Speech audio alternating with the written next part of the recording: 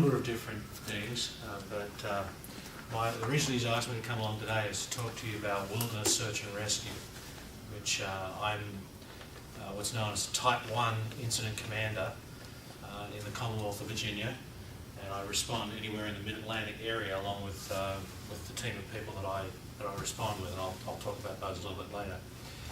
I understand that you're doing wilderness first responder or first aid? First responder. First responder. So this is your search and rescue moment in the sun, if you like. So I've got a bit of a presentation here. This is very quick. How long have I got? About 20 minutes or so? You've got about a full hour if you want it. Oh, really? Okay. Yeah. Well, what I'm about to do is I'm about to compress about 10 years worth of experience and 70 or 80 missions into whatever clip will let me here. So let me see what I can find. The presentation I've got here is just a guide. I want you to feel free to ask questions, and I can probably share some war stories along the way. Figure out a little bit of what you're doing in terms of wilderness first responder, how you expect to use it, and then tell you what we do in the search and rescue community. The search and rescue community, by the way, extends right across the United States. There are scores, if not hundreds, of groups that are ready to respond as needed in the event of a wilderness emergency.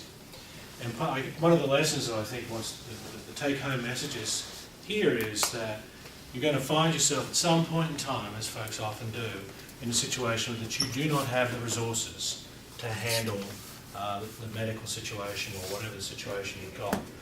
And I can tell you from having carried a few people out of the wilderness, and I'll share with you at least a couple of war stories in the limited time that I've got, that carrying people out of the wilderness is very, very hard work, and it takes a lot of people. I'll give you, for example, first war story. Old Rag Mountain. How many people know Old Rag? Very, very popular. Okay. I can't tell you the number of times I've been up there and carried someone off that, but I'll talk about one particular instance. It was a family outing, a husband and wife, a son and his friend and their dog. They were right at the top section, just below the very top, on the kind of rock plateau before it starts to drop off very steeply on the northern side there. And the dog was loose but on a leash. It ran around and curled between her legs, and the leash grabbed her leg and just snapped her leg down, and she smashed down into the rock. And within a matter of minutes, her left leg was twice its normal size, and she was clearly unable to walk. That occurred about 2 o'clock in the afternoon. It was, I don't know how they got the message out, but it was an hour or two before somebody found out that there was a problem on the top of Old Rag. We were on station in Shenandoah National Park, which we do as a group. We stage people out there on the peak weekends when there's a lot of folks out there. So we were in the campgrounds, I think Sky Meadows or something like that. I can't remember the name of it anymore. But we have access across the park, so we're able to drive on a lot of the trails that vehicles don't normally travel on. So we were immediately called into action to set up an evacuation, and we had a team of probably about 20 people all up. That included us and the park rangers, and they bring in everybody they can lay their hands on. I would say about another 2 hours after that, our advanced team with a wilderness EMT and 2 other people with first aid equipment reached the subject and started to administer some level of care for her. Other than the fact that she couldn't walk and was in a lot of pain, she was in fairly good spirits, but clearly wasn't able to negotiate the descent of the mountain.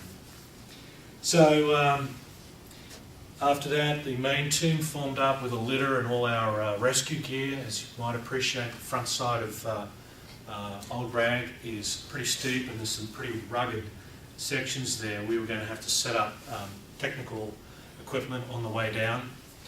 And so it was about 6 o'clock by the time we got to her with the main team. We packaged her up, we put her in the litter, and then we started the evacuation. At that particular time, I was leading the technical portion of the evacuation, and we had 2 teams set up, leapfrogging each other all the way down the mountain. And one team would set up the ropes and the gear to lower the litter under control, and we would go down the mountain like that. I think we had 8 or 9 technical setups, individual setups, and then we belay the litter down the mountain anywhere there's any risk of injury to the patient. We got the patient down to the parking lot at Old Rag at the bottom at 2 o'clock in the morning. She had been strapped in the litter for, almost 8 hours. And needless to say, during that time, and when we strap someone in a litter, they're not moving. You can literally rotate the litter in any direction and the person won't move at all, because we don't want to cause any further injury to the patient. So you can appreciate some bodily functions might have come up during that time as a problem, so we had to deal with that.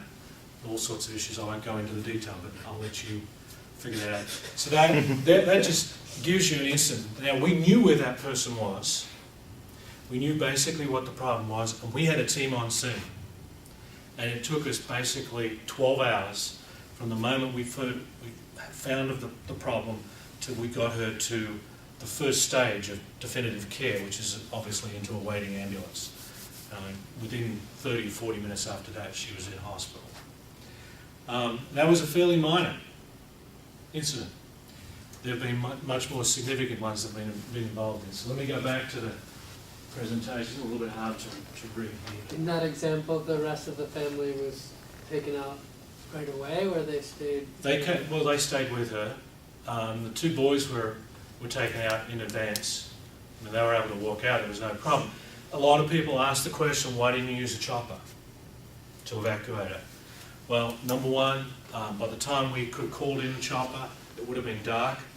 The risk involved in using a chopper for a non-serious, non-life-threatening patient far exceeded the value that we would get from it.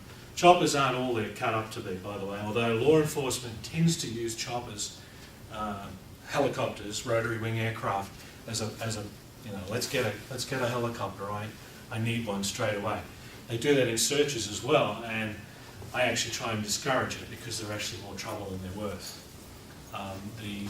In search and rescue terminology, we use this term called probability of detection. We work a search as a mathematical problem, trying to figure out where a person is missing is. And the probability of detection from an airborne vehicle, even a helicopter that can hover, is very, very low. It's about 5%. So the return on investment, and the investment is huge. There's a lot of overhead required with having a chopper on scene. They also create noise. They disturb wind patterns, which we need to work in certain ways, especially if we're using dogs and things like that.